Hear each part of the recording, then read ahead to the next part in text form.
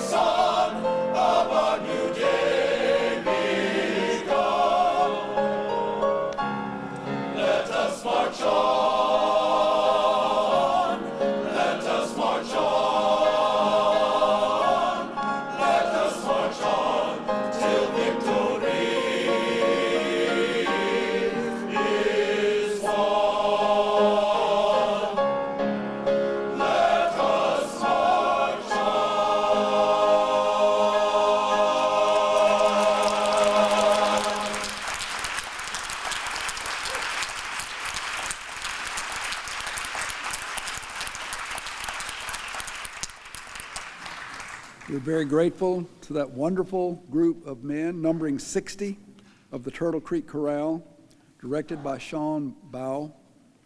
This was an inspiring beginning to our evening. Thank you, gentlemen. I'm Larry Allums, Executive Director of the Dallas Institute of Humanities and Culture, and we're happy to have you with us for the 2020 Martin Luther King Jr. Symposium. And we're very honored to have with us tonight the Honorable John Creuzot, Dallas County District Attorney, an award-winning lawyer and retired judge with more than 30 years' experience in the criminal justice system, including more than 21 years as a felony district court judge, first appointed by Governor Ann Richards in 1992. His background also includes 7 years as a Dallas County Assistant District Attorney and Chief Felony Prosecutor, and private practice as a criminal defense lawyer, so he's been on both sides of the bench. He is known nationally for his innovative work on drug courts, criminal justice reform, and evidence-based sentencing. Mr. Creuzot will join our panel after the keynote address, and I invite him now to the podium for a brief welcome and an overview of tonight's program. Mr. Creuzot. Well, good evening and welcome. We'll look forward to a spirited discussion about life, life behind bars, redemption, and moving forward. In the process of that, our panel discussion will bring together various people, myself included, who are engaged in criminal justice reform and who are looking for a better way and a better life for our citizens who have gone astray, sometimes intentionally, sometimes not, but who have run afoul of the law for various and sundry reasons. And we know that we can save lives. We know that we can practice redemption in our own lives and give it to others. And so we're going to have a discussion about how that is going in Dallas County and some of the people who are doing it. And we look forward to sharing that with you. We'll look forward to getting some very probing questions from you. So thank you for being here.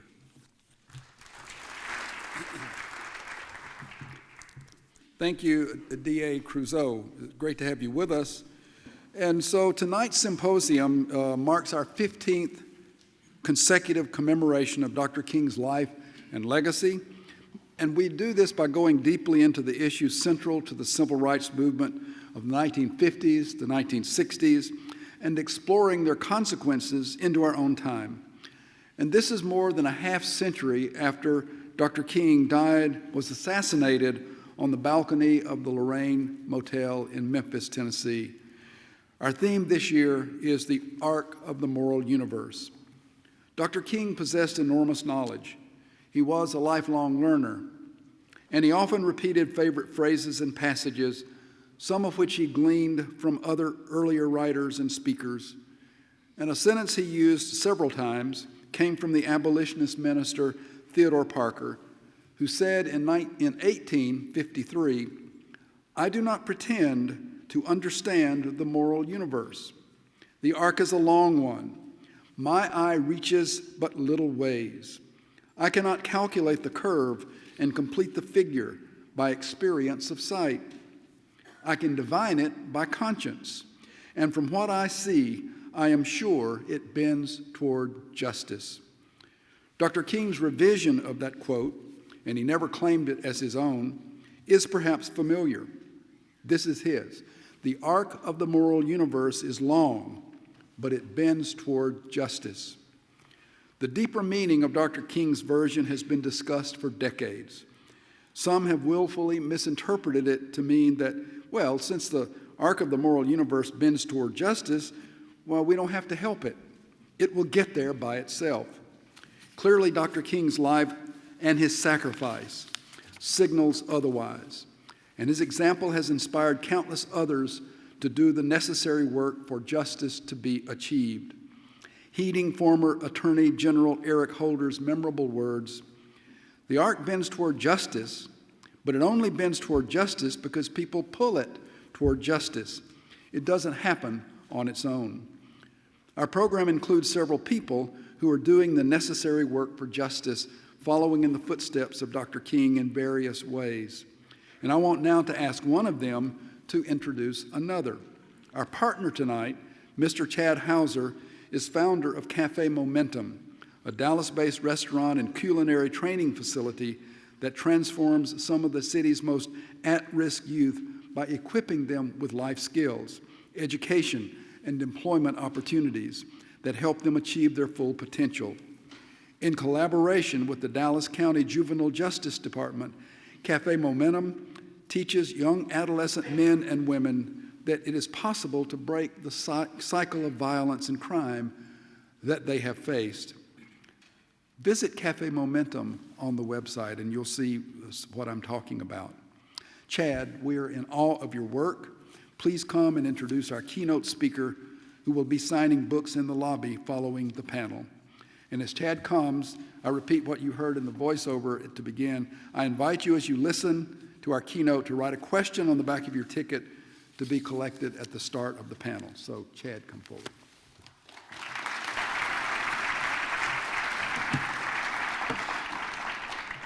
Good evening, everyone. Just when I thought I couldn't love Shaka any more than I already do, he gave me an intro to read for him, and it's 2 sentences. So anyone that's heard me speak before is very grateful to you, Shaka, for that. Shaka Senghor is the president of Shaka Senghor, Inc., and the New York Times bestselling author of Righting My Wrongs, Life, Death, and Redemption in an American Prison. He is a content creator and consultant whose focus is shifting societal narratives through storytelling and developing workshops with high entertainment value and deep social impact. With that, I welcome my friend, my mentor, my spirit animal. Please stand up and clap for Shaka Senghor.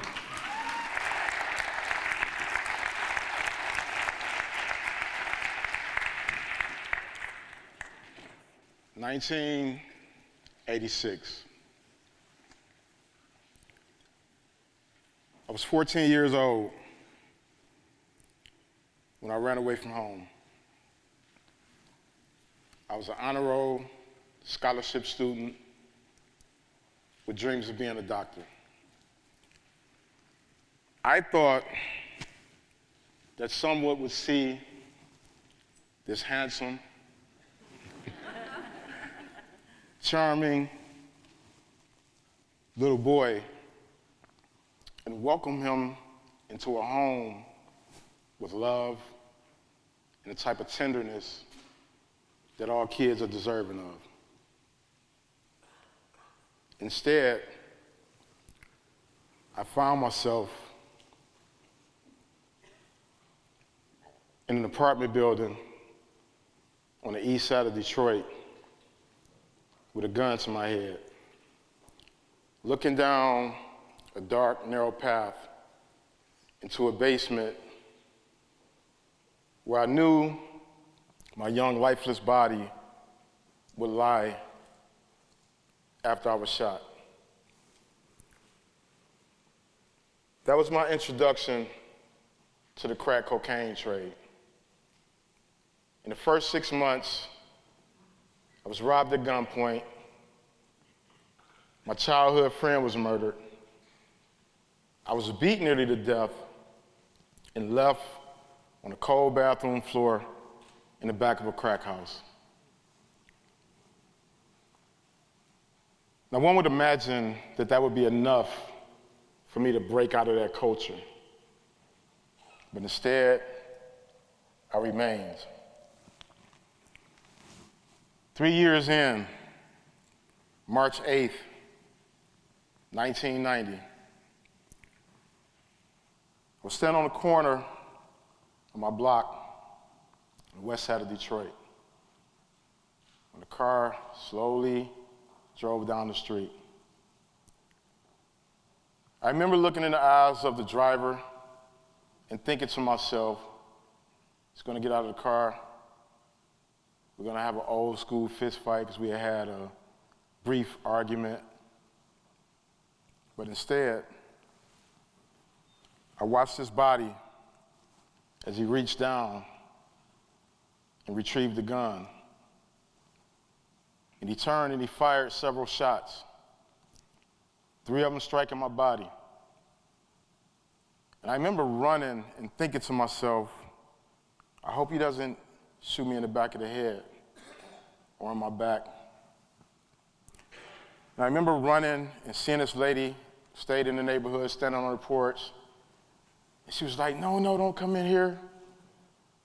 And I was like, lady, you better move out the way. I got to get away. And I ran into her house. And then another neighbor, he saw what happened. And he came outside with his gun. And he escorted me back around the corner where I sat on the porch. And I waited and waited and waited for an ambulance that never came. Instead, my friend, who had been shot the prior summer in an incident where his friend had been murdered, put me in his car, drove me to the hospital while giving me instructions on how to mitigate the pain. When I got to the hospital, they extracted 2 bullets from my body, left one in, patched me up, and within days, I was back in my neighborhood. Not one doctor, not one nurse, not one social worker, psychiatrist, psychologist, thought to extend to me what I believe is the universal gesture of compassion and empathy. A simple hug to say that I'll be okay. So I, in turn, returned to my community with this volatile cocktail of emotions. I was angry, I was frustrated, I was paranoid, and I didn't know how to process the amalgamation of emotions that I was feeling. A couple of days later, I remember standing on the corner with my friends when a car drove down the block, and I felt my body begin to shake in anticipation of being shot again. And in that moment, I decided, in order to feel safe in my community, that I should carry a gun. And so from that moment forward, I began to carry a gun every day, no matter what I was doing. If I was eating, gun was on the table. If I was using the restroom, gun was on the bathroom sink. If I was going to bed at night, gun was up under the pillow. Clearly, it's not the smartest placement for a gun. But more importantly, I began to tell myself a new narrative. And I said that if I found myself in a conflict, that I would shoot first. 16 months later, July 1991. I was coming home from a party where I had DJ'd and where someone had been shot in the front. And I remember getting home on my block, and the car pulls up, and there's a guy inside that I know. And he wants to make a drug transaction. And he has 2 guys in the car that I don't know. And so I declined to make this drug transaction, and that led to an argument that escalated very rapidly. And there was this moment when I said to myself, walk away. And I turned and I took one step, and I heard what sounded like one of the men attempting to get out of the car. And in that moment, I fired multiple shots, tragically ending a man's life.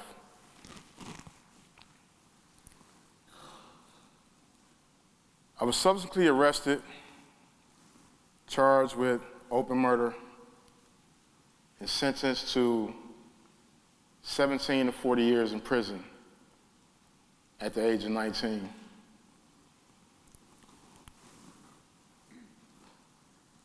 When I entered prison, I was angry, I was bitter, I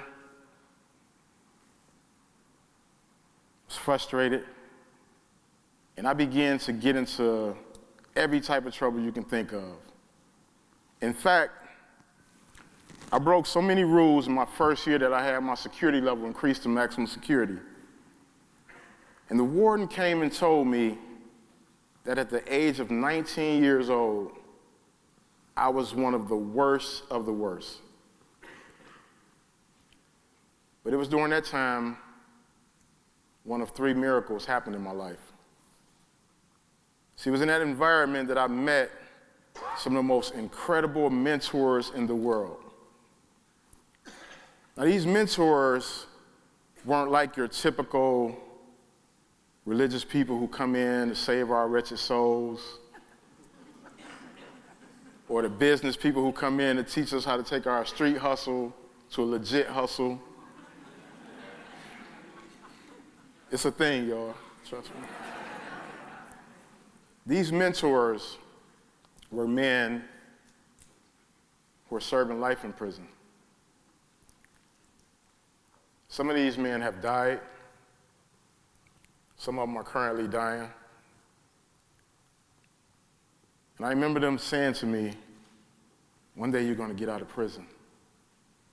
And I would say, go on, old head. I don't want to hear that. Because I couldn't imagine 10 years, 15 years down the line. I mean, at 19 years old, you can barely wait 2 weeks down the line. Y'all ever seen kids get antsy when them new Jordans coming out, iPhone coming out? They're like, I can't wait. So imagine you're a teenager trying to project freedom 2 decades down the line.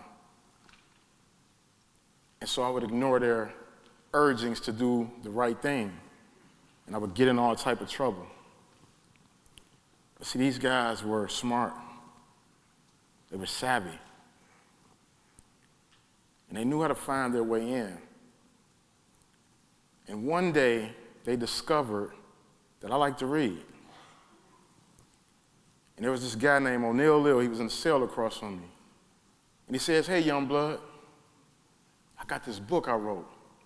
I want you to read it. And I was like, what? And he slid the book across to me. And it was a bunch of folded up pieces of paper. And I opened it up and I began to read it. And it was the most fascinating story of Detroit I had ever read. And he said to me, if you like that book, you should go to the library and check out this author named Donald Goines. So I go over here and I check out Donald Goines, and he got books with titles like Dope Fiend, Black Girl Lost. And there are all these stories of the underbelly and the underworld of Detroit with this political and social commentary. And they were the type of books that you can read in one day. So within a few weeks, I read all of Donald Goines' books. And then I went to the library looking for something else to feed that part of me. And that's where I discovered Malcolm X and the power of transformation. But I also discovered this about literature, that it can transport you into any world that you wanted to go. I would read Lewis L'Amour cowboy books. I would read Jackie Collins. Woo! Hey, Hollywood Wives used to be lit, yo. But I would read these books, and these books would lead me to more books. I began to read earlier writings of Dr. King, and I would read Marcus Garvey and Rosa Parks and all these brilliant, brilliant thinkers. Then I got off into philosophy. Now y'all gotta understand, like I'm from Detroit, I'm from the streets, so when I heard philosophy, the first thing I heard was sheer boredom. But I said, let me check this out. Let me explore what this is here. And I remember getting my hands on Plato's Republic. I'm thumbing through the pages, and I come across the Cave Allegory.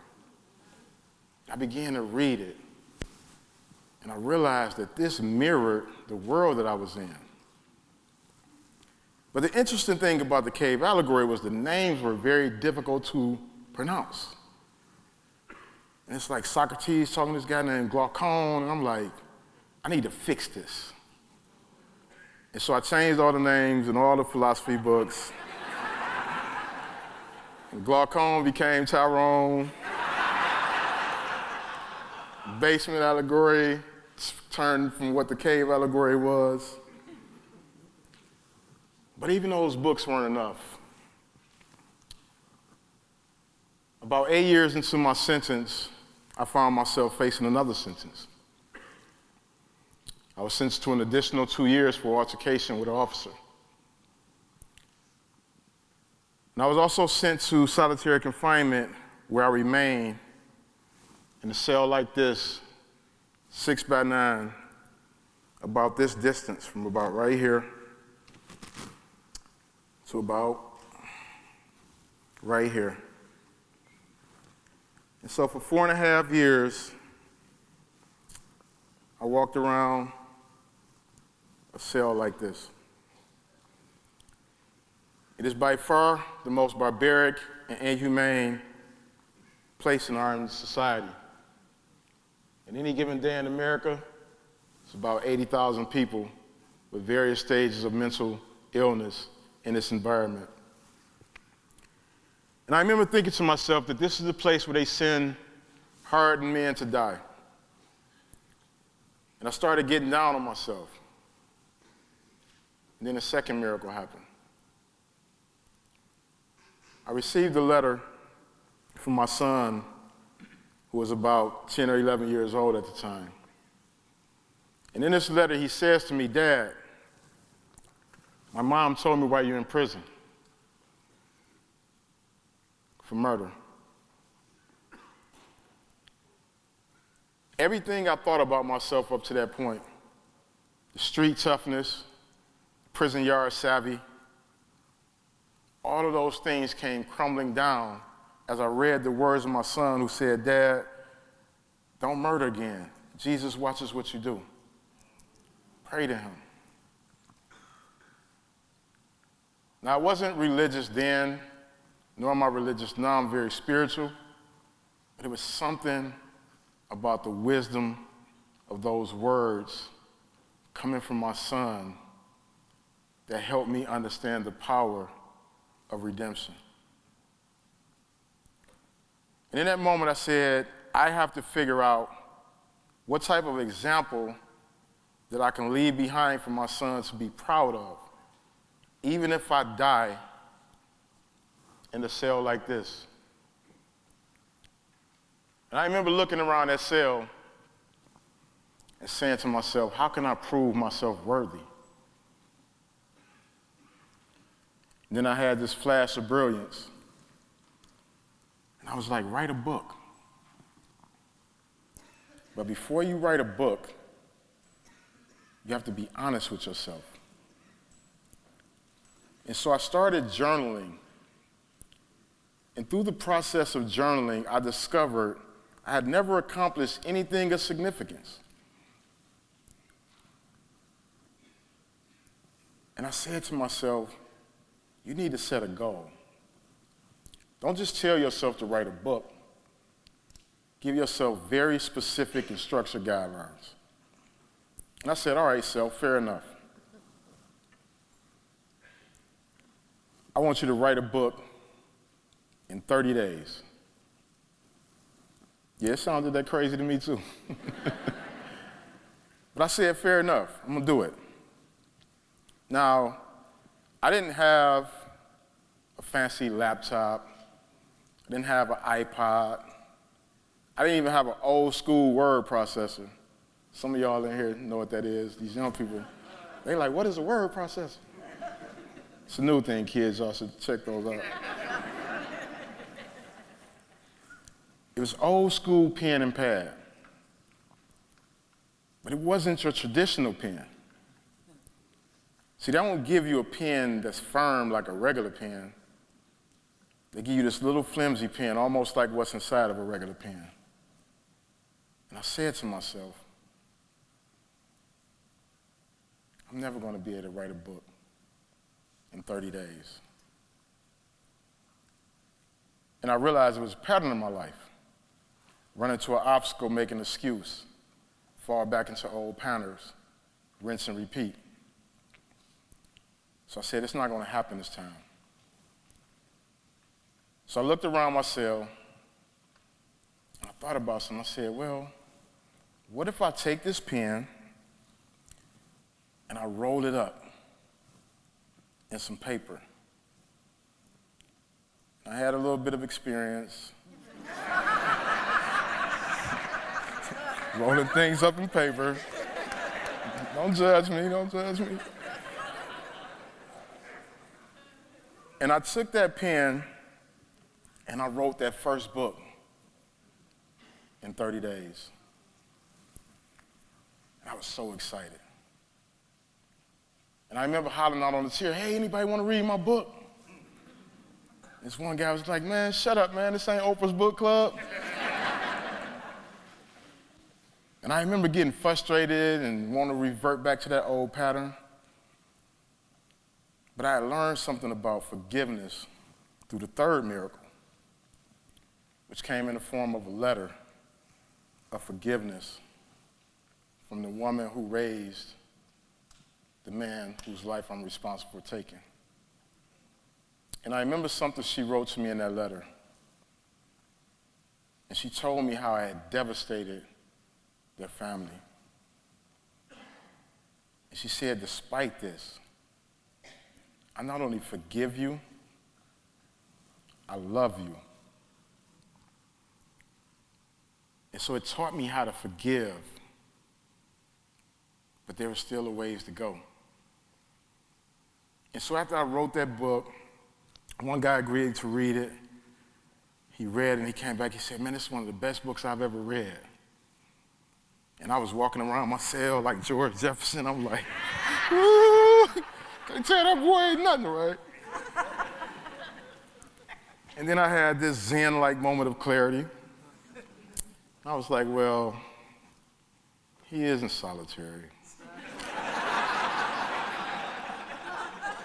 There's that. Chances is he's over there bored. Probably could have sent him like a deodorant label. He'd have been like, oh my God, I didn't know they put aluminum in this stuff. Fascinating. So I tell myself, I said, self, you have to send your work out. So I began sending my work out to colleges and newspapers and publishers, and I would never hear back from the publishers. But the college kids, they were eager to publish my essays and things like that, and it just kind of reaffirmed for me that I was on the right path. And so at that point I said, you know, I gotta get out of solitary confinement. Because I realized that a dream had been born in an environment where I couldn't give birth to it. And so I wrote the warden. I said, warden, I know that I have basically broke every rule in the institution, in all the institutions I've been in. I said, but one thing I've always been consistent with is telling you that I wasn't going to follow the rules. And if you recognize that I'm consistent in telling you that I wasn't going to follow the rules, then you know I am a man of truth. See how that philosophy was working? I said, now if you believe this truth, I promise you if you let me out, I'm going to follow a different path. And the warden wrote me back and he said, despite my gut instinct, I believe you. And he advocated for me to get out of solitary. But it took 2 more years.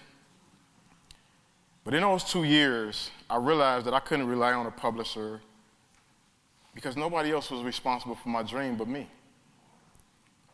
And so I bought a book on self-publishing and taught myself everything I needed to know about publishing. And I published my first book from prison in 2008.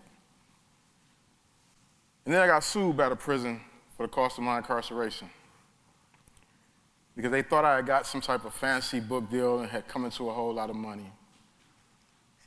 And instead of commending me on figuring out a pathway forward, their first instinct was to punish me. And I remember getting that news and feeling devastated and feeling down and feeling like these people are never going to give me a chance. And then I thought about it, I say, well, what they don't know that I do know is that I actually worked in a law library. And that contractual law is binding anywhere in the world. And so what I did is I wrote a contract to myself saying I would only accept 10% of the proceeds of the book once the company recouped its production costs. And so they went from suing me for 90% of $15 per book to 90% of $1.50 per book. And then they didn't get any money because I just made sure the company wasn't profitable until I got out of prison. And so technically they won the lawsuit, but I won I'm smarter than y'all anticipated. And so y'all not getting any money.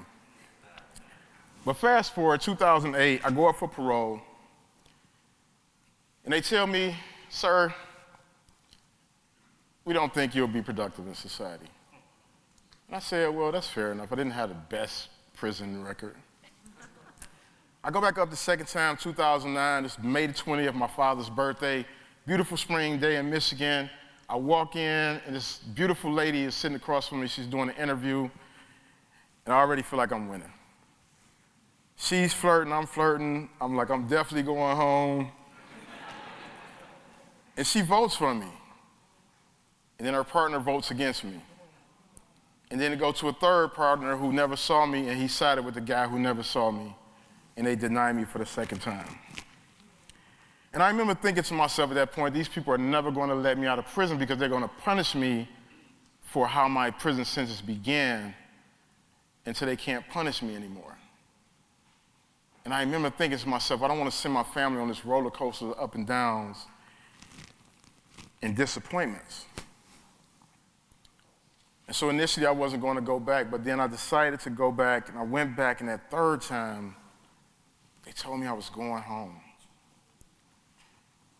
So on June 22nd, 2010, after a total of 19 years, 7 of those years in solitary confinement, I walked out of the door a free man. And I will never forget that morning. They sat us in the visiting room. It was like 5 or 6 of us, and we were all just kind of chatting with each other, and we dressed out in our coming home attire. And then they lined us up, and they had these packets for us that they hand out. There was a bag that had like our medical records in it, and then there was like another bag, and it had like 3 condoms in it. And I was like, somebody's really proactive in how this night is about to go. I don't know how they landed on the number 3 though, but I was happy they was being thoughtful. And just as we were walking out of the door, officer says, I'll see you guys back in 6 months. And I was like, wow.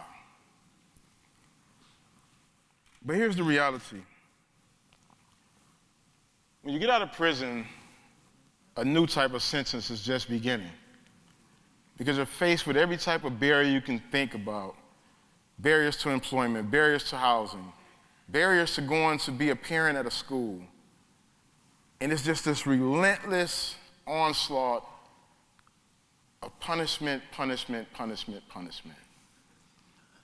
And what that makes me think about, since we're celebrating Martin Luther King Jr.'s day,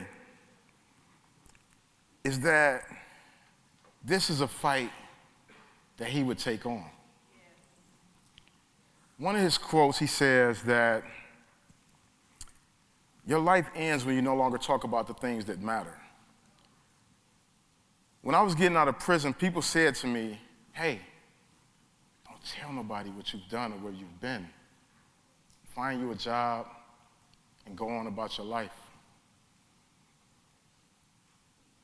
And I was like, that wouldn't be fair to my friends who are dying in prison.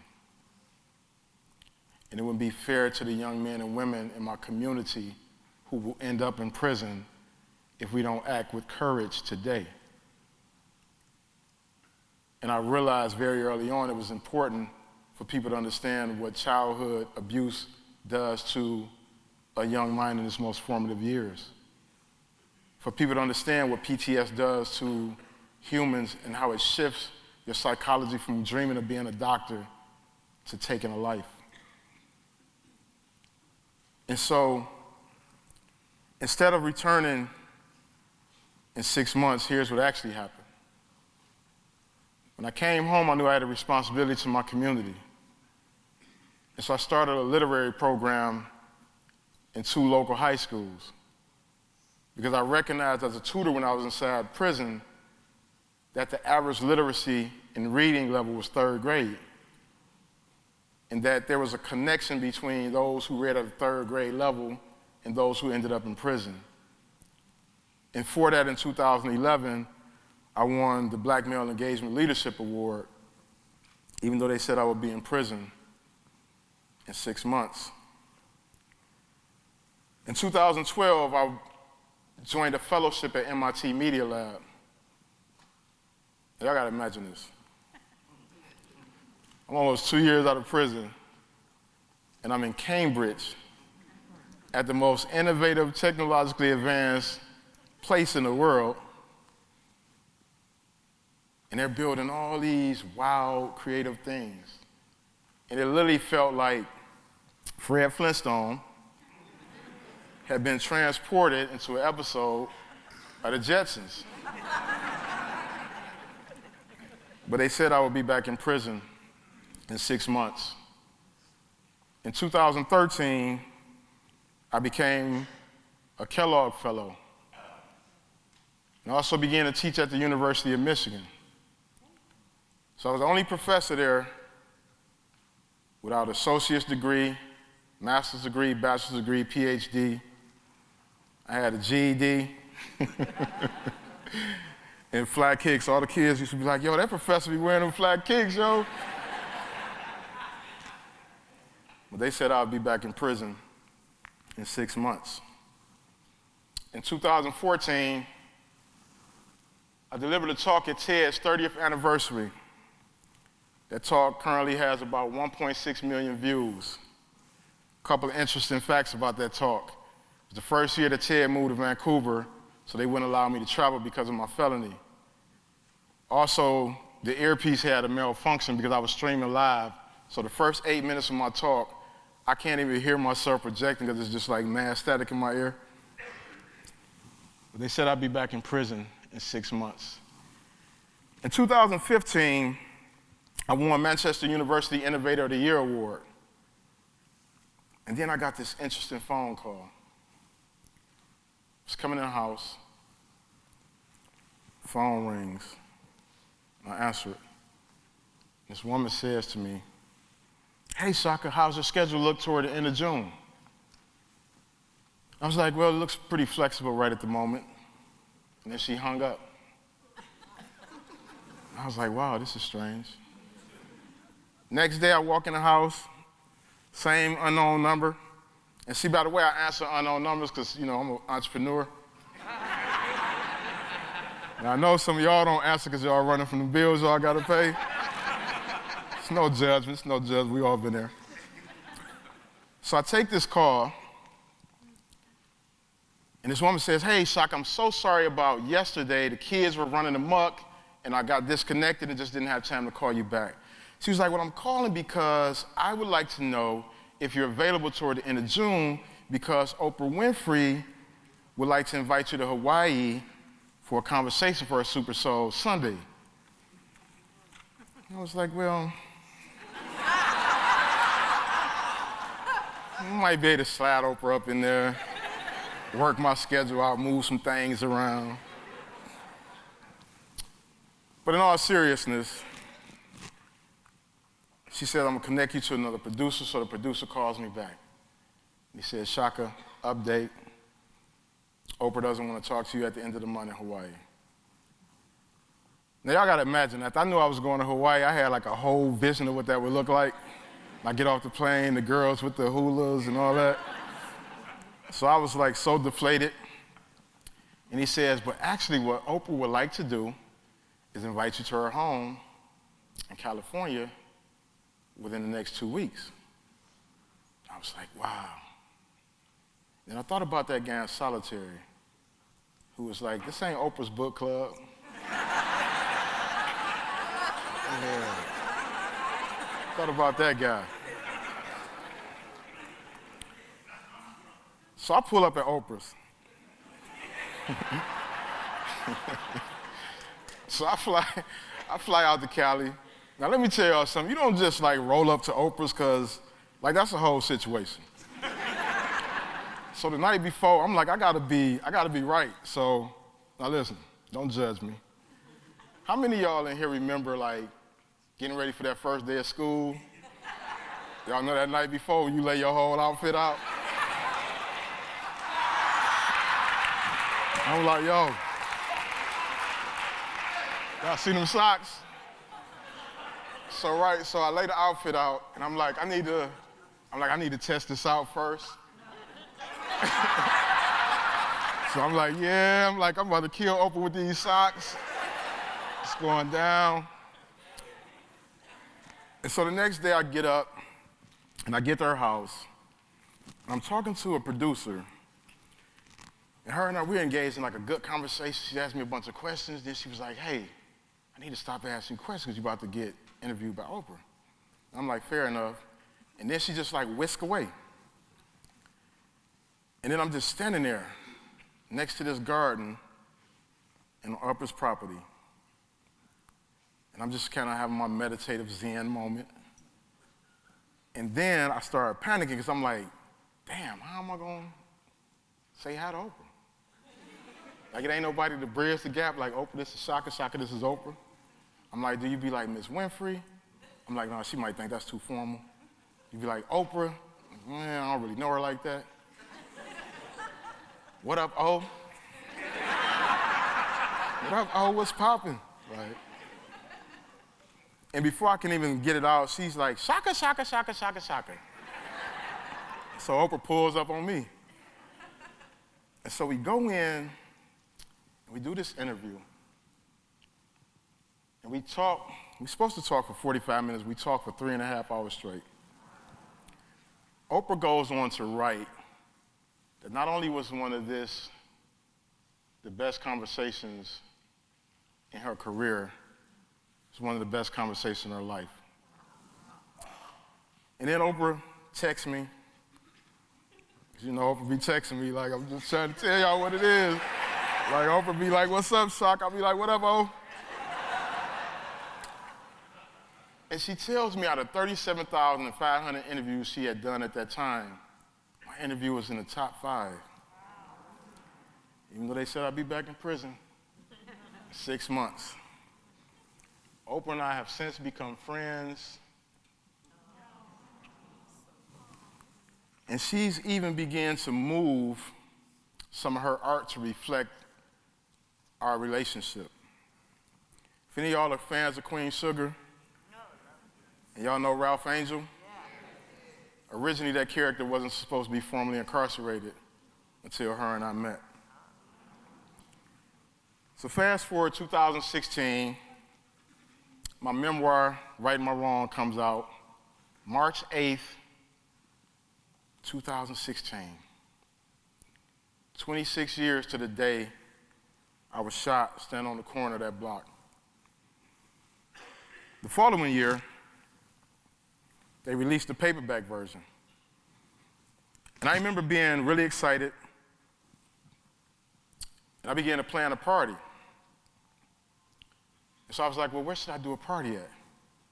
And I was like, well, I got a lot of my friends up in San Francisco Bay Area. So I said, I'm gonna plan a party up there. And a friend of mine, she's a high-ranking official at Facebook, was like, I would love to host a party for you. So I was like, great. So I started inviting all my friends. And one of my friends in particular, his name Ben Horowitz. He has a couple of books out there, like best-selling books. I think he just sold his millionth copy of The Hard Thing About Hard Things. He got a new book out called What You Do Is Who You Are. And I remember sending him an email and saying, hey, Ben, I'd love for you to come to my book party. He was like, Shaka, I would love to come to your book party as well, but unfortunately, I have a dinner with President Obama. I was like, all right, man.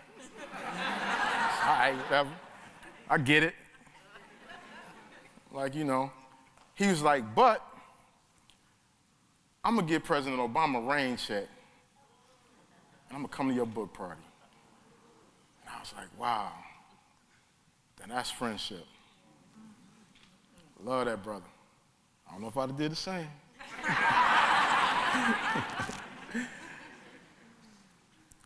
But the following day, he says, hey, I need to run and just tell Valerie Jarrett, you know, what happened, what went down. Let her know. And I was like, fair enough. He was like, you want to roll with me? I was like, sure. So at the time, because I'm promoting the book, I'm like, I'll stay in the car, because I'm doing an interview with Michael Beckwith, and we're just talking about the book and all this stuff. You know, you got to do the whole press junket type thing. And so while I'm sitting there, his driver's like elbowing me, like, yo, check your phone. I'm like, okay, I'm like, hold on, bro. He like, no, like, check your phone. So I look down, and Ben's wife, Felicia, who's really a good friend of mine as well, Felicia's like, hey, could you meet me in the lobby? And I text back, I said, Felicia, I'm on this interview thing right now. You actually disrupted me. But she was like, yeah, could you meet me in the lobby? And so I walk in the lobby. She was like, somebody want to meet you. Like, come on. So I walk in. This guy's like, so I heard you got a book. Like,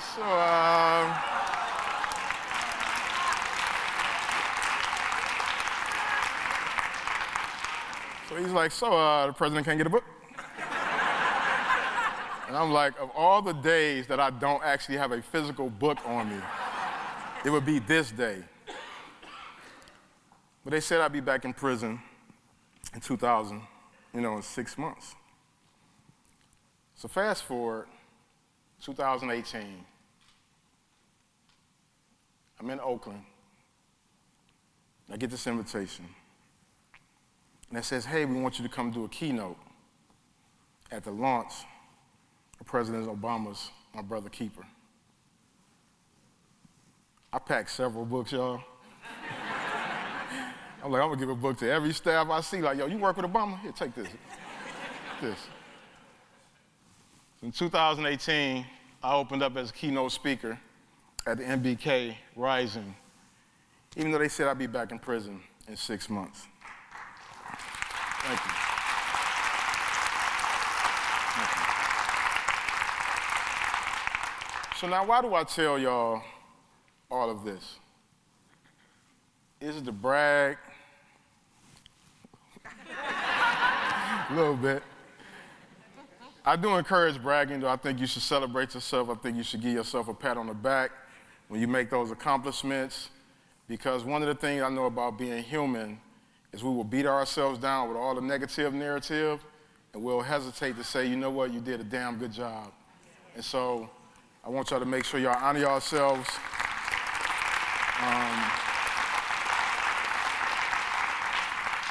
But I share all of this because ultimately, what I personally believe is that human beings, by nature, are redeemable. And I believe that we have the power, we have the creativity, we have the ability. We just have to develop the tenacity and the foresight to not throw our brothers and sisters away when they run afoul. The reality is that 98% of people who are incarcerated will at some point come home. And we have to think about what type of men and women we want to welcome home. Do we want to welcome home people who have been so broken by the system that they lack the ability to contribute in a meaningful way when they are returned to society? Or do we want to ensure that we are bringing home healthy women and men who can return as contributing members of society? To me, that's the moral question of the day. Our incarceration system is bloated beyond control. Men and women are suffering in ways that we could have never thought possible. And we had the power to fix that. Thank y'all so much for your time. Appreciate y'all. Thank y'all. Thank y'all. Appreciate you. Thank y'all. Appreciate y'all. Thank y'all so much. Thank y'all. Appreciate y'all. I've already introduced Mr. John Crusoe, the Dallas County District Attorney. Glad you're with us. Jade Smith, here in the middle. Wave, Jade. Jade is a 17-year-old intern at Cafe Momentum, and your mentor is here with us tonight, as we've already heard from Mr. Chad Hauser. You're a native of West Dallas, one of 9 siblings. Her first encounter with the justice system was at 11 years old when she was charged with, and I'm quoting, aggravated assault with a deadly weapon while trying to break up a fight between her sister and cousins. She joined the Cafe Momentum program in November 2019 and is currently enrolled in the Cafe Momentum homeschool. Upon graduating from high school in Cafe Momentum, Jade plans to go to college, eventually law school, after which she would like to be a defense attorney.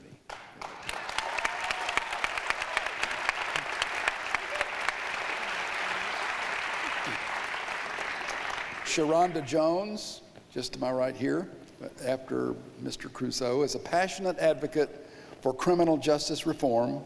She was sentenced in 1999 to mandatory life without parole for her role in a nonviolent drug conspiracy, her first ever arrest and conviction.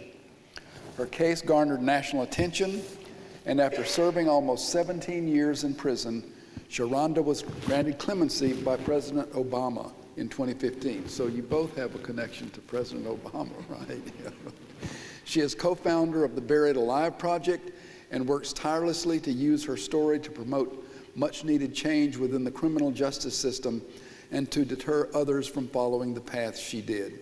And Sharonda, I think your co-founder of Buried Alive is here tonight, right? Is that right? Yes. Brittany Barnett, that's right, and she's here. Brittany, where are you?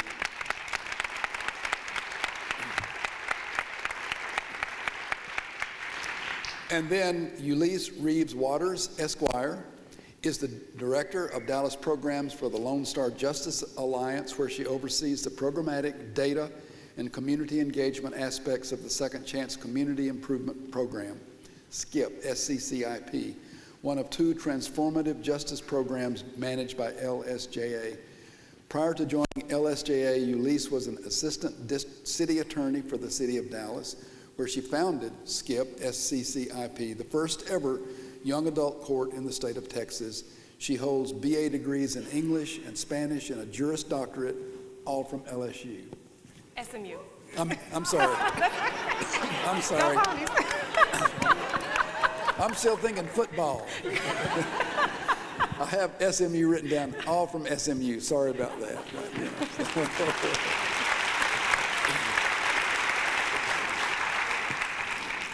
Wonderful panel, and I want to get into some conversation. I hope we can generate a real good conversation. But Sharonda, if I can begin with you. Okay, thank you.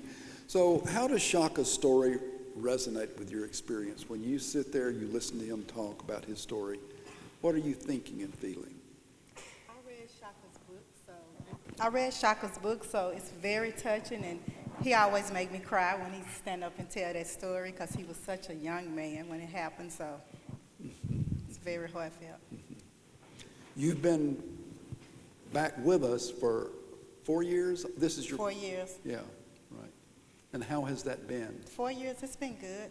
After serving 17 years in the federal system, I realized that that was my family. So Brittany and I got together and we formed the Buried Alive Project, where we try to bring awareness to the criminal justice reform issues, the litigation, humanizations, because we have to bring the human issues out in these cases, and it takes us to really tell the stories, to give a face with the problems that we're having. Thank you. Thanks, Sharonda. And we work also with the legislators, so it's the litigation, legislation, and humanization that bring our Buried Alive Project all together. That's wonderful. Thank you. So, Jade, what is your reaction to hearing Shaka's story? It made me feel very great about my story. Yeah. Because I know I could never be in his predicament, ever. I was already convicted of assault with a deadly weapon at a young age, so it made me look back at my past and rethink a lot of things over and over. But I really appreciate your story, sir. But you have great ambitions, right? You know, and I think you graduate in June, in Yes, May sir. or June? Yes, sir.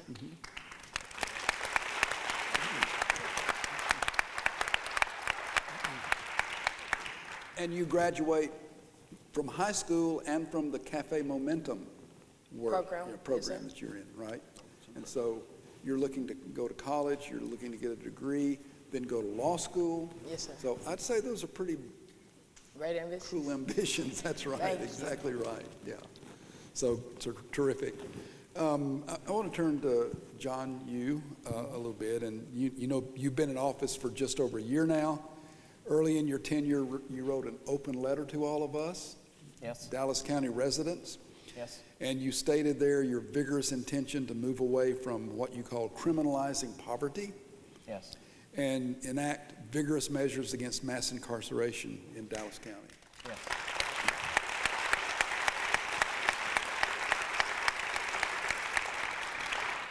Can you speak to the progress and prospects of your policies after a year in office? Well, I think the prospects are good because I'm not backing down. And so we're going to stick with it. That's the first thing. That's the easy part. Progress, we're measuring it. We've taken especially a lot of low-level offenses, especially offenses where people of color are overwhelmingly arrested and prosecuted. And we have those offenses, for example, possession of marijuana, THC, homelessness, and things like that. Those have no relationship to violence in the community. And but it's the beginning, it's the gateway, so to speak. You know, people say marijuana is a gateway. Yeah, it is. It's a gateway to a criminal record is what it is. And so what we have done is we don't prosecute those misdemeanor cases anymore. And if multiple cases come, we treat them as a public health issue. We believe that the most important intoxicant in our society is really alcohol. And when you talk about alcohol, you talk about DWI, but we're not going to arrest everybody for just having alcohol. When you talk about alcohol, you talk about domestic violence, but we're not going to do anything about alcohol. When you talk about marijuana, we're talking about hunger and going to sleep. And so, you know, in fact, I was with a group of businessmen not long ago, and one owns a Whataburger, and he said, man, I tell you, as far as I'm concerned, y'all can legalize that stuff. And so I said, why do you feel that way? He says, because they eat a lot of hamburgers at 2 a.m. And so he's one supporter out there. But what we're going to do is go back and look at how many cases we rejected. And what we're going to do is go back and look at how many people of color didn't get that gateway into the criminal justice system. But we're also coupling that with something we did a few months ago, early December. We expunged 300 criminal records. Speaking about criminal records, we did that. We have a process in Dallas, in the state of Texas, called non-disclosure. Certain types of probations can be kind of hidden, so to speak, and we're about to do that. We'll be the first office to do that. So we have lots of plans. We're working with Elise and her project and other projects, and what we're trying to do is put sanity into the criminal justice system. I can't control whether somebody's arrested and brought down, but I can control what happens to it. And what we want to do is take the harshness of the criminal justice system, especially at those entering phases, away from people of color and poor people and whoever you are. And we want to give you a chance, and we want to measure that, and we'll look back at that and see what we did. But we also want to prosecute and focus on those who are violent and those who pose a threat. And so we're trying to balance the two, and we're trying to be humane, but we're trying to be realistic about what we do. So you started, the first words you said were, I'm not backing down. And so you have encountered some opposition. You have encountered some headwinds. I have. Headwinds. That's what I hear. Yeah, some hurricanes. I'd like to hear other people comment on John's approach, his program, if you've got anything to say. Well, clearly I agree. Through the work that we've been doing for the last particularly 5 years in a particular set age demographic 17 to 24, it's just clear that really what we're dealing with when we talk about folks who are involved in the criminal justice system, there are so many other systems that failed and they all converged in the criminal justice system. And so if we don't, as a society, recognize that reality and begin to take the steps necessary so that we can rebuild lives and rebuild communities, then we'll keep fighting the same battle over and over and over again. Mm-hmm. Well, Ulysses, let me, I want to read from your website, from the Lone Star Justice Alliance website. And so the work that LSJA does is largely with youth and emerging adults, right? And on the website it says, LSJA recognizes the inherent shortcomings of a criminal justice system that is focused on punishment rather than rehabilitation. Do you try to change the system or counteract its impact, or both? Both. Oh, okay. So we are looking at counteracting the impact of the system by, in our program, we get folks referred to our program pre-trial. So that means they have been arrested, they have been charged, but not convicted. And so once we take them into our program, we provide, I like to say we do wraparound services on steroids, really, because we do everything. And once they complete the program, their cases are dismissed and immediately filed for expunction. And so that is really giving folks an opportunity to start fresh and anew. The fierce urgency of now will not allow us just to focus on systemic changes. We've got to do both. We've got to impact the folks who are in the system currently, as well as work to change the system. Mm-hmm. So, quick question. So basically you're saying when I turn 18, everything on my record is gone? So if you were in our program, yes, yes. And so for you, because of what you're doing with Cafe Momentum, I believe that Chad has you taken care of where you're going to be good to go.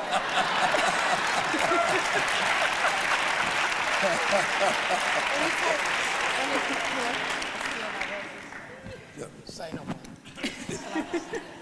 Thank you, And it John. takes people like Chad in these situations to help, because even before like Elise, I didn't have anybody to take me on like Chad is doing. That's right. And even after Chad, it still take a mentor to be around, somebody checking on you, somebody just seeing if you're okay, if you have the things that you need. And that's Somebody a that's little, there at least for you. I didn't have that. So that's how I end up in the trouble that I had, that I end up in. So we switched numbers before we leave. So I know that more is going on in Dallas than you all represent on stage tonight. A lot going on in the city in terms of criminal justice reform. Shaka, if we can go back to you, because we've got sort of a context now. What do you find when in your travels around the country? Or is there a lot of work like this going on in the cities that you visit or the locales that you find yourself in? Yeah, one of the things that I realized through doing this work, I'm coming up on 10 years of freedom, and thank you. One of the things that, like, the conversation is way different today than it was just 5 years ago. And being one of the pioneers and one of the leaders in the space that talk about it from a very complex perspective, right? By all metrics, if I didn't have the writing skill set and the ability to communicate, I probably would have been back in 6 months. Because even in your effort to figure out how do we fix this, it's very punitive of people who have violent crimes. And so I can't get my record expunged. 10 years later, I still am penalized for having a felony. I just bought a home in LA and I had to fight to get homeowners insurance. I tried to change a life insurance policy and I have to fight to do that, right? So it's collateral consequences that despite whatever efforts we reach, we're always punished over and over. And so what I realize is nationally, when people talk about the prison system, they think it's just this one blanket system. Literally, it's every state, every county, every city, every community has a different judicial system. Some are a lot more progressive than others. Some are a lot more ass backwards than others, just to be real about it, right? And what I wish to see and what I hope to see, and one of the reasons that I use my voice in the way that I do, because I think it's important for us to draw a very clear line about who we are. Either we're redemptive or we're not. And there's no in between that, right? Either you're giving people a second chance or you're not giving them a second chance. And the reality is nobody gave me a second chance, I took a second chance. And I'm fortunate I have a skill set to be able to do that.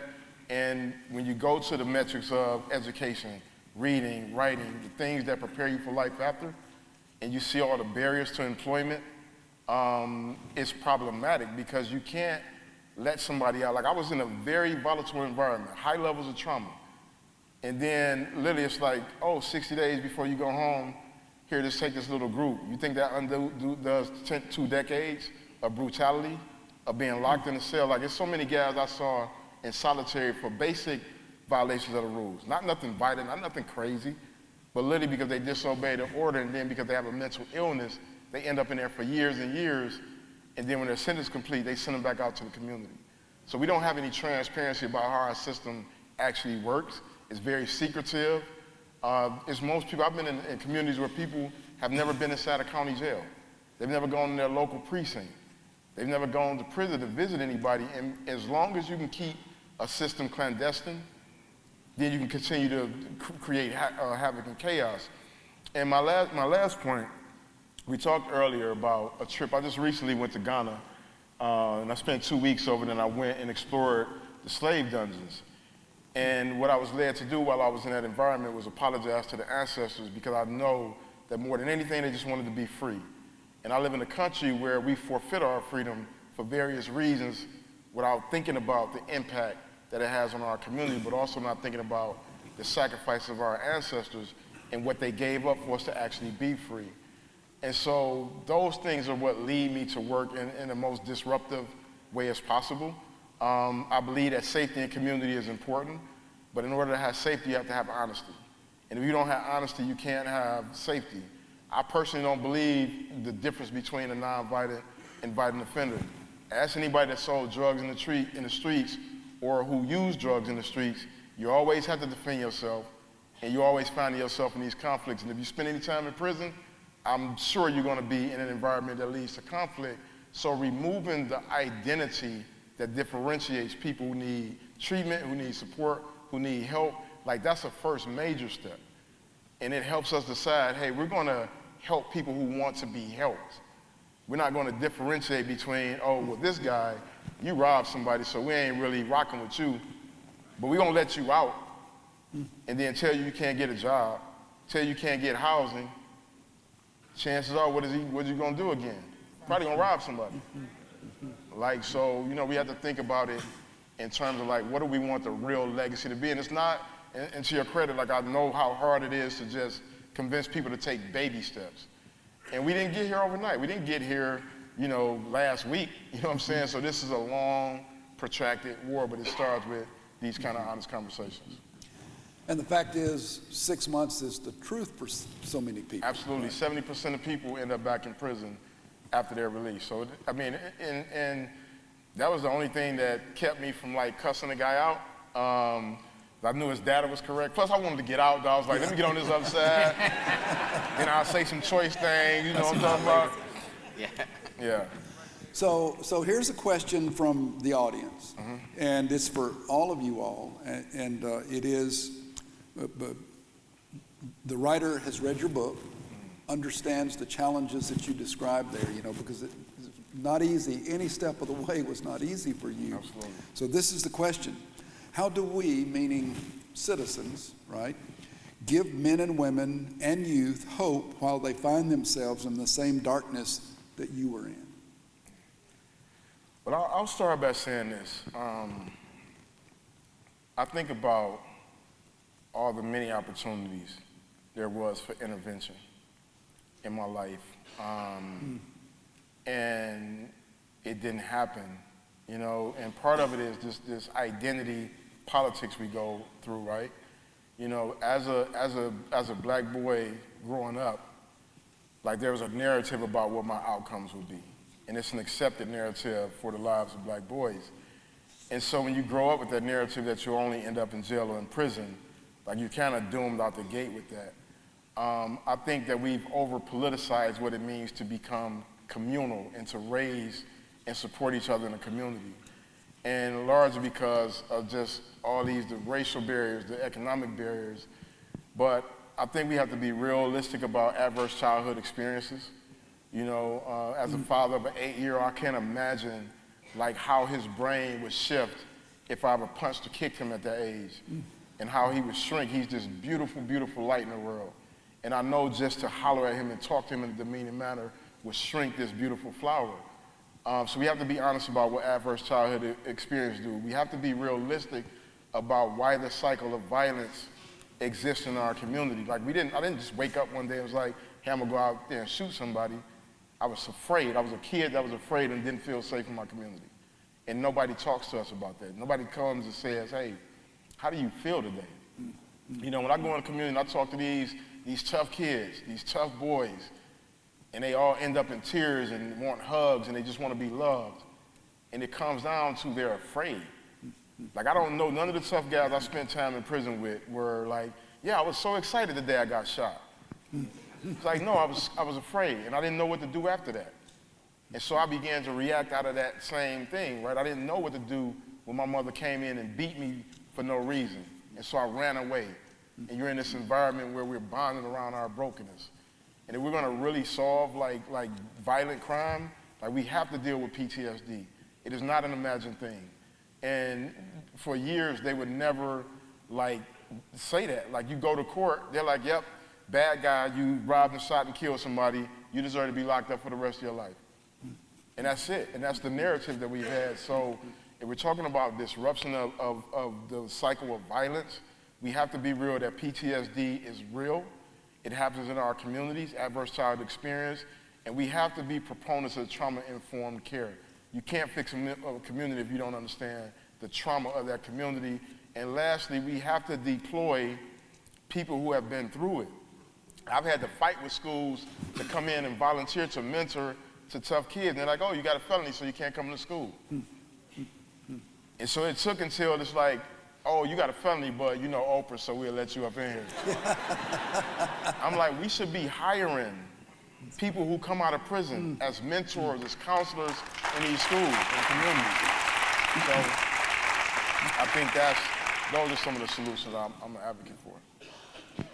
And I feel like we all are responsible some way to each other. And it wasn't until Brittany K. Barnett took a chance on my life. I was serving a natural life.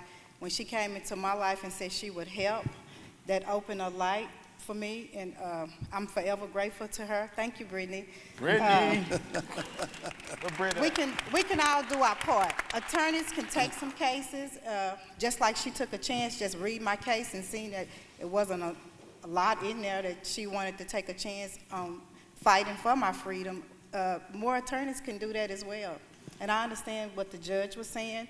However, even with me being out now, a former inmate, I still do my part by looking back, reaching back for my brothers and my sisters. I'm always doing little things for them. If I know they coming home, I'm the first one trying to go get them clothes to wear, just doing my part. And if it's somebody that I see that's in trouble, that's going down the same path that I went down, I'm the first one there to talk to them, pull them to the side, say, I served 17 years, and that was 17 hard years of my life. It's just that I feel like even if everybody I think knows somebody that do a little something wrong, nobody's perfect. We can just all reach out, like you said, and just help one another. So what I hear you saying is that there are a lot of potential Brittany Barnetts out there. Yes, a lot. And they can. That's just sitting back that can just reach out and take a case. And let me add a little bit too from the criminal justice system itself.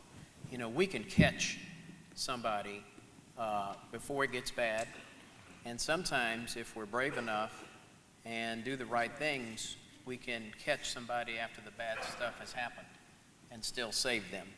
And so one of the things that we're focusing on today in my administration is to stop copping people out to these little bits of time where they build these extensive resumes and then in 3 or 4 years pop them with something big, when you never took the chance, never took a moment, or never took the time to find out what's underlying all of this behavior.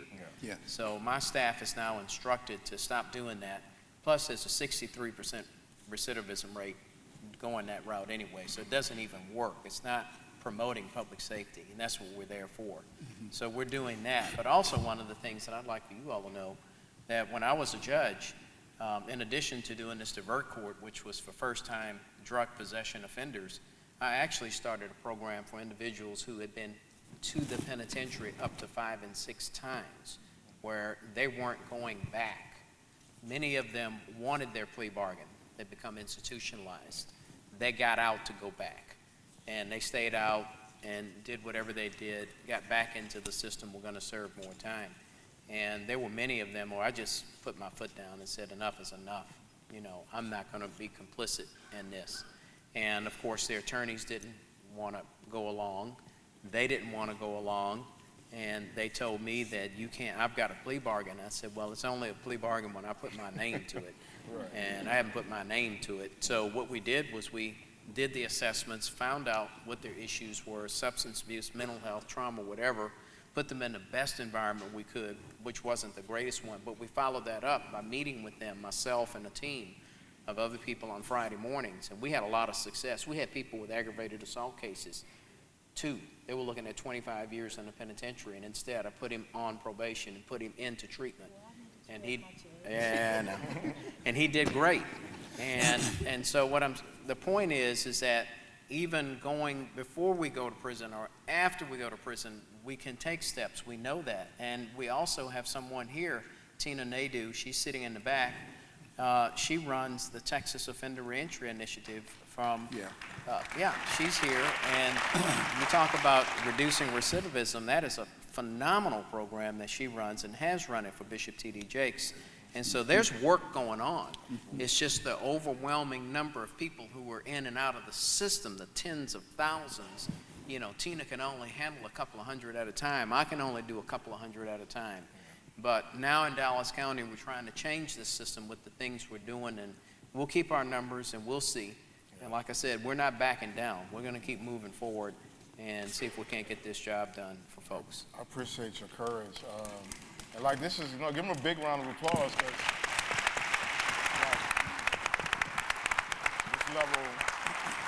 the level of commitment to like overcome like years and years of one narrative is powerful. Right. And Sharon and I actually met at the White House.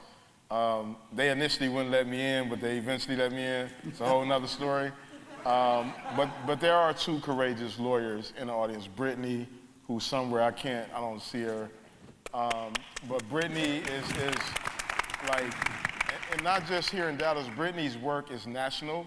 She does national work. A lot of the work you may have heard from like Kim Kardashian, Brittany is actually at the core of that work. She's been doing this national work where we met. Justin Moore, who actually is the reason I'm sitting here today, another young lawyer here. And so I point this out because when you triangulate that, you have the DA, you have defense attorneys, you have system impacted. When we're collaborative in our work and our efforts and we're having conversations, this is when real change get made, because like you say, you're not backing down, I'm not backing down. When you meet Brittany and Justin, you know them 2 young lions are not backing down. So we're in good shape, but it's going to take everybody in this room. Like, I promise you, everybody in here is one person away from having a loved one who's dealing with opioid addiction, who's dealing with formerly incarcerated, dealing with a felony. And so this is a collective responsibility. I think this is what Dr. King would want to see. This is the civil rights issue of our day. It's no way in the world that after 400 years of enslavement that we should have over 2 million people enslaved in prisons and jails and throughout our country. So I think this is a step in the right direction. Thank you for your work. really probably just move to the next question, but of course I just have to jump in on this point because I think, as we've talked about before in terms of justice reform, the criminal justice workers are working, those who are impacted are working, attorneys are working. The challenge is getting the rest of the community engaged and involved, because the other reality is that when Shaka goes out into the community and you all see him, and you see him with his locks, and you see him with his ball cap, and you see him walking, you see somebody who you might think you should be afraid of, or you see somebody who you might discount and might not know that he met Oprah. And so what we have to do is we have to shift the narrative as a community. Just quite frankly, the media and what is put out in public discourse often about people who are justice system involved is wholly inaccurate, and so we have to be the ones to say, no, not everybody who has gone to prison is someone that I have to be terrified of. No, not everyone who has gone to prison is someone that is not redeemable.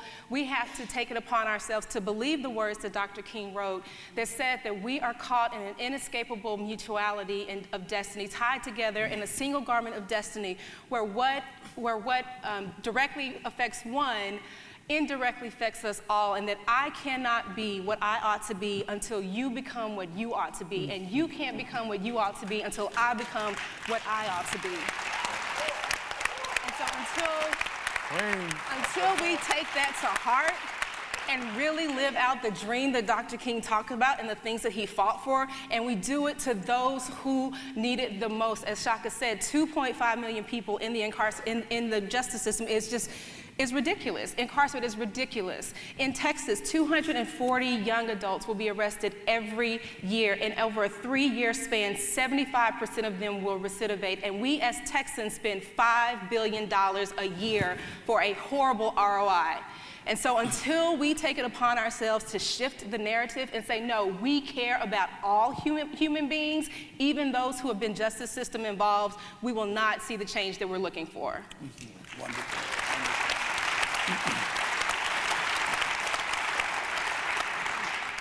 And I'm so glad you mentioned Tina and Tori. Yes. Right, that is a program worth looking into if you don't know anything about it. And it's the Texas Offenders Reentry Initiative, and right. it has a place on this stage with all the good work that's going on. So, Tina, I'm glad you're here tonight. And one other dimension, too, is unlocking doors. They don't actually do the service providing, but they do the assessment. They're actually finding people as they come out of prison, and they're giving them the proper assessments and sending them out to service providers, and so they have a very good reduction in recidivism with their program also. That's great. Okay, I want to read just a little bit from your book, okay, and, before we run out of time here. Right at the end of the book, you write this: what I know now is that my life could have had many outcomes, that it didn't need to happen the way it did. I was once an angry, lost teenager holding a community hostage to fear and greed. Thousands of youth are making the same mistakes every day, and I think about the young 15-year-old who killed another, a 17-year-old just last 11 days ago or so. Shaka again, but we weren't born that way. None of our children are born that way, and when they get that way, they aren't lost for good. And then Brian Stevenson says this in Just Mercy, wonderful film, wonderful book. It's out now. The film is, this is what Brian writes: each of us is more than the worst thing we've ever done. Okay? Now, when we talk about these statements on stage here, they seem obvious, sort of in the abstract, but what will it take for us to accept their truth in social settings and professional settings, that we are not defined by the worst deeds that we've done? Can you speculate a little bit on that? What's it going to take? I have a question of the audience. By show of hands, how many of y'all have done something that y'all ashamed of? Y'all thugging out in these Dallas streets. But no, I want you to keep your hands up for a second. Would you want to be held hostage to that worst, hurtful, degrading moment and defined by that for the rest of your life? That's our solution. don't hold people hostage if you don't want to be held hostage. That's like saying don't judge a book by its cover. Say it again, Jay. That's like saying don't judge a book by its cover. Don't judge a book by its cover. Yes, that's exactly right. But most of the time, people do that. Yeah. So how can we prevent that, avoid it? I think the challenge that happens is that, we grow past our stuff and then we get amnesia. And the amnesia causes us to look in the mirror at who we have become and think that we've always been that way. We forget that we were foolish teenagers at one point. We forget that we were foolish young adults at one point. We forget that we were out trying to explore the world and discover ourselves at one point. And so I think when we come to a point as a society of being okay with being honest with ourselves, then we will begin to look at other human beings as such and be able to be honest with them. Because really, when I'm holding you hostage to your past, it's because I don't really want to reflect on my own. Because I have to think about the stuff that I've done, right? And so I think that collectively, if we can, as a society, become more empathetic and become more honest with ourselves and do like Shaka did, tell his story, right? He did not take the suggestion of his colleague that said, forget, that you were here and just go work somewhere and live your life. No, he told his story. And so he understands that I'm not what I've done, but it is a part of who I've become, right? And each of us has a story. That's right. Okay, I want to end tonight with a big question, okay? And maybe one that's not answerable, but I think it is. So, Shaka, your 3 words are forgiveness, atonement. It's not your only 3 words, but the 3 big words for you: forgiveness, atonement, redemption. Right? And I was thinking about those words when you were talking about being in Ghana in the slave dock, expressing, asking the ancestors for forgiveness because you had forfeited the thing that they most wanted, right? Okay, so, and you say that your goal on release, it's the name of your book, is righting the wrongs of the past. Do most people coming out of prison want to do that same thing? Do you think? I can tell you from my experience of being in prison with a lot of young men. In the early part of my incarceration, I didn't see that. I saw just the conflict, and the thing, and what I recognize now was it was just a lack of healthy emotional environments to process. Prior to getting out of prison, I began to run a class called House of Healing. And I stumbled across this little book. I read it. It seemed like it was just genius in its simplicity.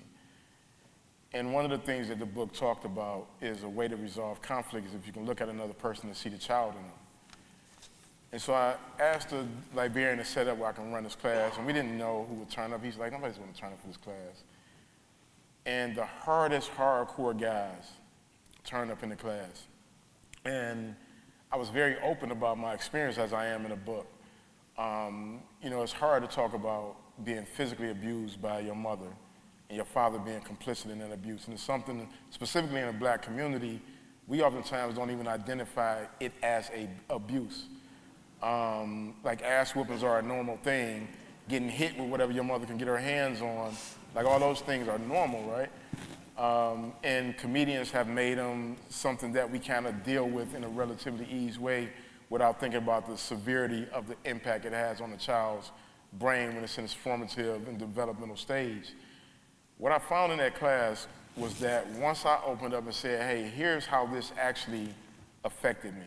When my mother would hit me, I would go outside and hit somebody else. And that was the pattern. That's where the pattern of volatility began. And I had these grown men in these classrooms who would come every week and break down in tears and talk about the abuse that they suffered. And there was no motive for this class. Like, they wasn't earning anything. They wasn't getting, like, you wasn't getting out of prison. Like, if you'd have went in there and told them, yeah, I was in this class, Shaka ran, you definitely getting violated for parole. They're not letting you out. So the only motive was healing. And what I found is that when you create space for real healing to happen, guys will seek that out, but it can't be a healing that's rooted in, let me further demean you and degrade you and make you feel horrible about a decision that you've made. Like, you made the decision. You can't go undo that. But what you can do today is take different steps to evolve into a better, higher person, you know, and that's the way the system is structured. We just don't have the right therapeutic processes. We don't trust people who have actually gone through it. It is tough to undo the narratives that happen in our head. Like, those are the facts. It is not easy. Things that we heard when we were 5 years old, a lot of us still deal with today. And we can be triggered by it. Your partner can be like, you little asshole. And you're like, damn, that's what my stepfather used to call me. And you believe that narrative. So it's a lot of work that goes into undoing it, but it doesn't mean that it's not doable. So I believe the desire is there. It's about whether we as a society have the will and the fortitude to put the structure in place for that to become our norm. Okay, so that's...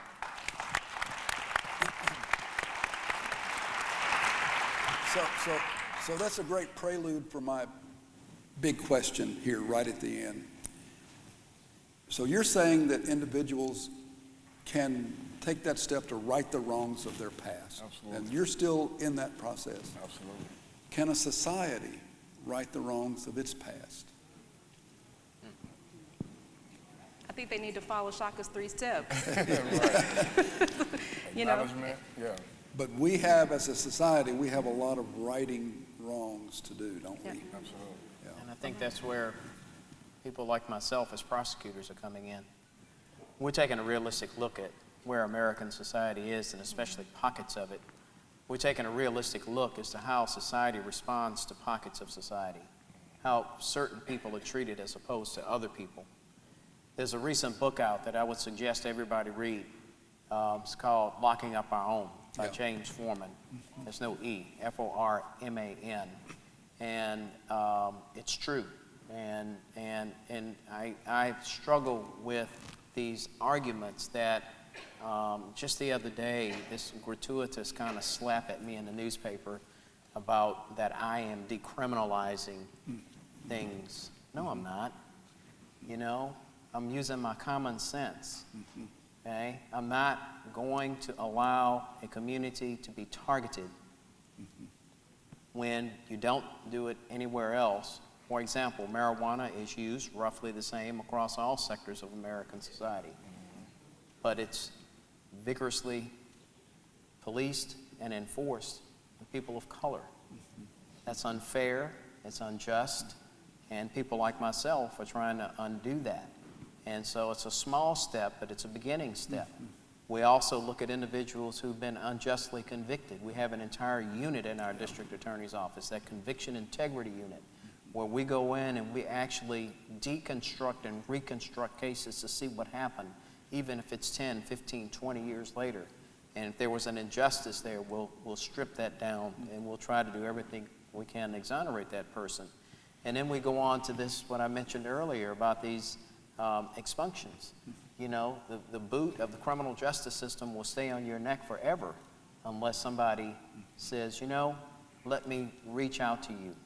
Bring your hand to me so I can help you, so I can get that off of you. And so there are more of us across the United States that are doing that.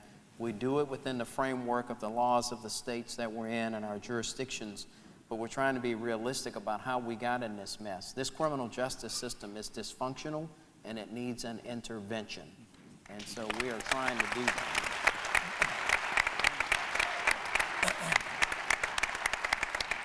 Well, I wish we could keep on, but we're out of time. We need to wrap this up, and so it's been a wonderful conversation. And Sharonda, wonderful to have you. Best wishes as you go forward in your new life, still new life. And Jade, congratulations and good luck to you on all your ambitious plans for the future.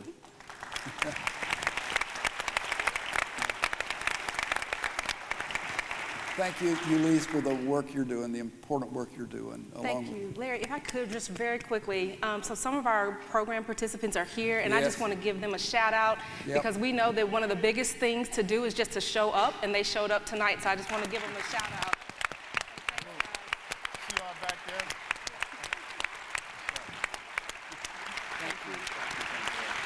And Shaka, it's been a pleasure having you here, and you told me earlier today that you're going to be coming back to Dallas some. Absolutely. So this is, yeah. This is not the last we've seen of you, so thank you. Thank you all. I have one more thing. Just make sure if y'all to keep up with my work, just make sure y'all follow me on all social media platforms. I have a new book coming out. Make sure y'all follow Brittany, her book. Actually, go buy her book, pre-order her book, it's out. I started hustling books from the streets, in case y'all didn't know. But Brittany's new book is coming out, but seriously, it's an important read. She's one of the great thinkers of our time. Pre-order that, but follow me on social media, and I will follow you back. Unless you like scantily clad dudes, be like little muscle shirts on. I'm not following y'all. So, and Shaka, you're going to be signing your book, Yes. Righting My Wrongs, in the lobby in about 5 or 10 minutes. Yes. So, and Brittany has promised that a book signing to the Dallas Institute of Humanities and Culture when it comes out too. So we're looking forward to that. So thanks everyone for being here. Thank you all. Thank y'all so much. Appreciate y'all.